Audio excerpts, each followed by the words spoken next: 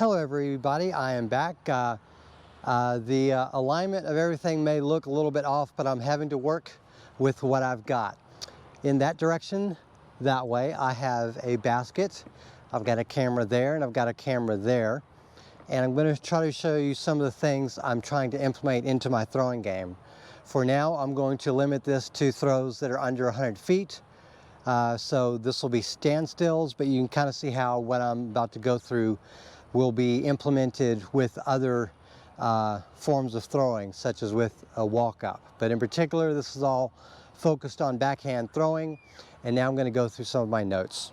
So first of all, I want to establish a balanced stance. Now typically what I've done in the past to establish a balanced stance is I have my 2 feet, my rear foot and my leading foot for, a right hand throw going that way, both aligned like this, like I'm in a fighting stance or whatever other athletic stance you want to call this. And this is how I first learned how to throw when I actually finally started watching YouTube videos in early 2019 or late 2018 after I had surgery. So once I started watching videos, I'd seen a lot of people were practicing standstill or demonstrating standstill like this. So that's essentially what I implemented. Now I'd started throwing like this on my own, but come to find out there's better ways to standstill throw in order to get the most out of your throws. Now this is for upshots. I still think this is a valid method of, throwing when you're gonna just throw, 80 feet or whatever like that, 100 feet or whatever.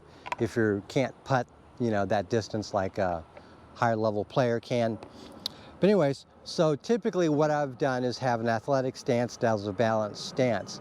And recently I've been taught by Drew to adapt more of this kind of stance where the front of your foot, the front edge of your rear foot and the rear end the rear edge of your foot that's leading are essentially parallel with the target or the area where you want to aim towards when you release the disc.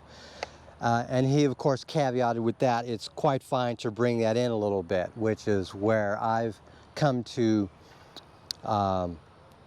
appreciate. This is what I'm doing. So what I'm trying to do is, if you imagine you're on your rear leg stepping on your toes, that is one point, and when you lift your leading or brace leg up, the toes up toward on your heel, this is what I want parallel to the basket, like this.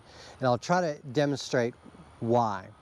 So I'm now going to orient myself a little bit to make it easier to show you. So the whole point of the throw, when you have it, however you have this arranged, is you want to do that number right there, where you pivot on your front foot on your heel, but your trailing leg ends up like that. Now for me, if I were to have the front of this foot and the rear of this foot aligned with the target or the direction I'm releasing, I'm not releasing at 12 o'clock, I'm releasing closer to here, but that's the direction I'm going. If I were to pivot like this, my leading leg and rear leg are basically on top of each other, and this is harder for me to balance. Whereas if my toes and my heel are in line and I do this, guess what? This is completely vertical, completely up and down. This is completely up and down where they're aligned in my hips like that. So I think for people like myself with balance issues, and maybe others, that's where you want to align the feet. So you want to, don't step back like this, aggressive, like you can do that. And maybe there's valid reason to do that. For some like myself, A, with balance issues, and B, primarily started learning standstill, this is a baby step, pun intended. It allows you, someone like me, to essentially, if you're gonna do a standstill or learn how to do a walk up and finish like this, that is the reason why I do that. All right, number 2, we want to prevent rounding. Drew had mentioned 2 different angles, the 90 degree angle here, where this arm is parallel to your body, parallel to the ground, but the angle is 90 degrees from here, your upper arm, to your torso. So the hinge point there is your shoulder, and the other 90 is your elbow.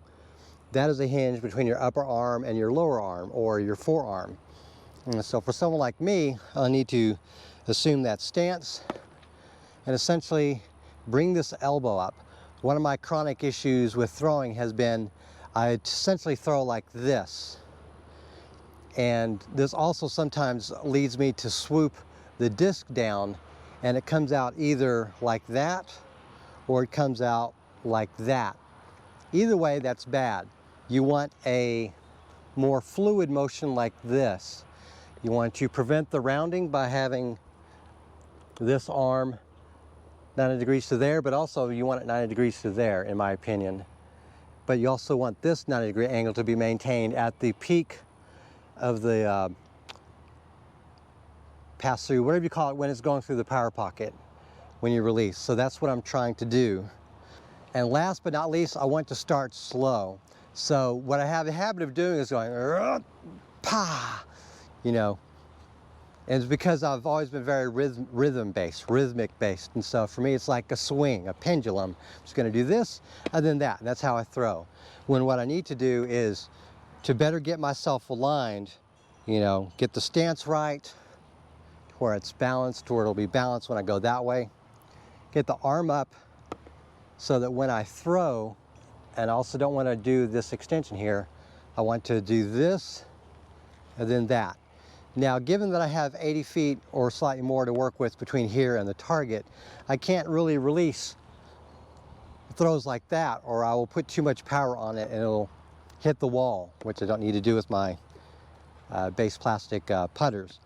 But that is essentially what I'm trying to work on. And in future videos, I recommend you watch how I do standstill throws and how I do throws with the walk up, because I'm also learning a walk up. And while I'm not covering that in this video, my next training session, which I do at TC Jesser, I will be attempting a cross step on every drive off the tee, and even potentially some of the middle point throws if I'm only halfway between the tee pad and the target and I need to throw well over 200 feet. So that's essentially what I wanted to cover in this quick little video. I really am trying, guys. It may not look like it. A lot of times when I get out on the course, I forget everything and I revert to form. I absolutely get that. But what I'm trying to do is become better at disc golf so that I can play the game longer and enjoy it more. All right, I switched my cameras around. I'm just going to use this rear camera for the rest of the video. I'm going to show basically what I'm attempting to do. Okay, I'm aligning myself like this, so I'm pointing towards the basket and that way, so I'm now parallel to that. Now I'm going to bring my foot back to where the toes and this are there. And even though I'm not going to be doing this motion for such a short throw, I think I'm going to try to do this way.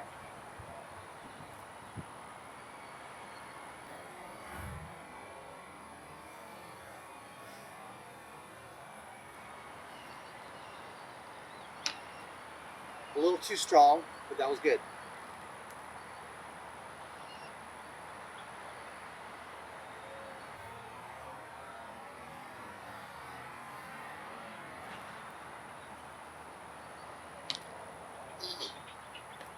DX AVRs, baby.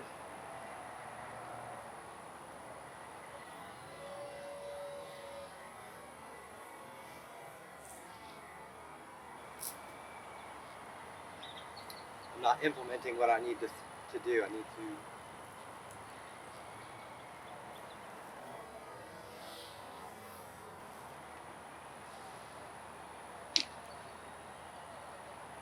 it's got potential. And it's because the range is short, I'm facing more like this than perhaps originally intended.